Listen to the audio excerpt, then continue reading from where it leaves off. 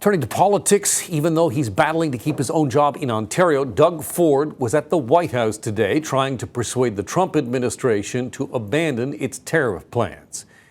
Mark McAllister is also in Washington. Mark, what have we heard from the premiers coming out of that meeting?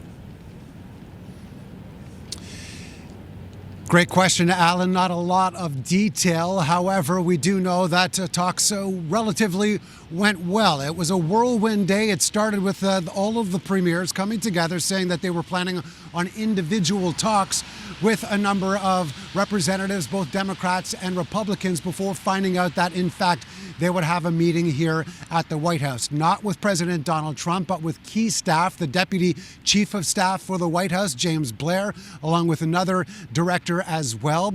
They spoke about a number of things, but I'm going to let you hear from Premier Ford and Premier Eby from British Columbia as well. Well, it's a good conversation, back and forth, and it was a very positive conversation. So we'll see how we move forward.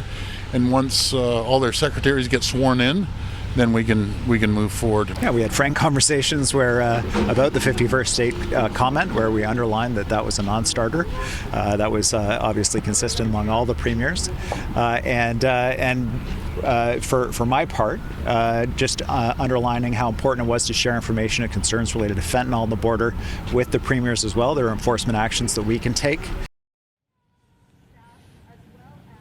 So obviously today, the message was tariffs are bad for both Canada and the U.S. and trying to make that case continually over the course of a couple of days here in Washington, just to make sure that they are heard. We heard time and time again today from the various leaders that they were learning a lot and they were able to teach a lot while they were here. Whether that leads to any conclusions at this point, we don't know.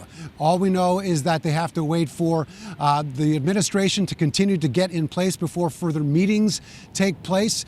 That means, in terms of timelines, that the tariffs we have heard about, we know about the pause that had been put on tariffs for 30 days. We also know about steel and aluminum, that kicking in within the next couple of weeks. It doesn't look like those are off the table at this point, but we do know that everyone is certainly more keenly aware of the discussions that need to take place and what could potentially happen. Okay, thank you, Mark.